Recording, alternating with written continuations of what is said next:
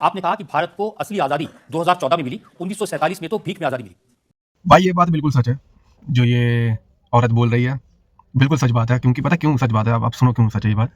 क्योंकि 2014 के बाद में जितने भी पागल या सी या बीसी, आप समझ रहे हैं किस बारे में बोल रहा हूँ, हाँ वही वाला जो आपने सोचा, वही वाले मैंने बोले, शॉर्ट फॉर्म जो बोले वही है।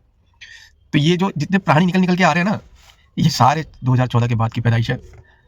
अब ना तो ये 3 में है, ना ये लोग 13 में है।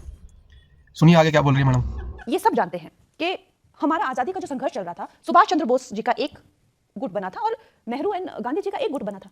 एक तरफ वो कहते थे कि इनको बच के नहीं दे जाने देना है क्योंकि खून बहेगा किसी का तो। ये बात बिल्कुल सही। अब इसने क्या बोला कि इनको बच के जाने नहीं देना। और क्या करें यार, कभी कभी गलती हो जाती है। कुछ छूट गए थे तो वो अब ये सब बोल रहे हैं।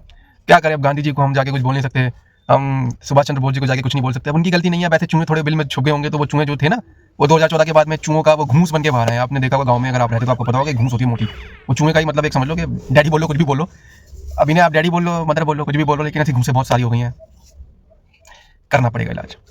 थोड़ा और सुन लो आगे, अब थोड़ा सा रह गया वो सुन लो। बहेगा। मैं भी इसी देश में हूं, मुझे पता है 2014 से पहले का क्या माहौल था। आप लोग चाहे मुझे सूली पे लटका दीजिए, मुझे पता है। मुझे इस देश से निकाला मिल चुका था, मुझे कहा जाता था you are too talented for this industry. अब भाई एक ही बात पूछूंगा, ये बात किस बंदे ने बोली कि that you are too talented for this industry.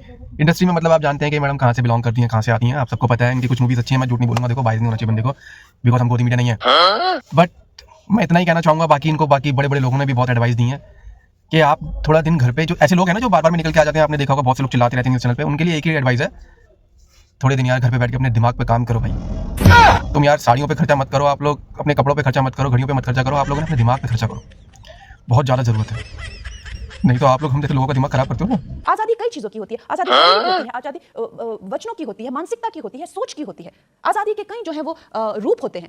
अब देखो भाई, बात आ गई आज़ादी की कि सबको बोलने की होती है, सबके वचन अलग अलग होते हैं, मतलब हर चीज़, हर बंदे का थॉट अलग है, थॉट प्रोसेस अलग है, जो भी आप बोल सकते हैं।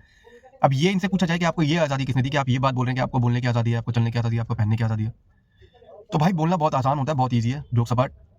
बट यार वाकई में हमें ऐसे लोगों से दूर रहना चाहिए। और आपको जितने भी यंगस्टर हैं, जो भी यंग जनरेशन है, जो भी हैं यार, एटलीस्ट ऐसे लोगों को तो आप लोगों को बाइकआउट करना चाहिए। क्योंकि आज के जो अंग्रेज हैं, जो इस देश पे कब्जा करना चाहते हैं, जो इस देश की मानसिकता को बदलना चाहते हैं, वो यही अंग्रेज हैं, इस तरह के अंग्रेज हैं। बस फ़र्क यही है कि वो अंग्रेज हमारे जैसे ही हैं, हमारे जैसे दिखने वाले हैं। तो पहचानने में, ढूंढने में थोड़ी आपको दिक्कत होगी, बट ऐसे चूहे आपको दिख जाएंगे, ऐसी घूंसे आपको दिख जाएंगी जरूर। चलिए मिलते हैं नेक्स्ट ब्लॉग के अंदर। जब तक के लिए टाटा बाय बाय।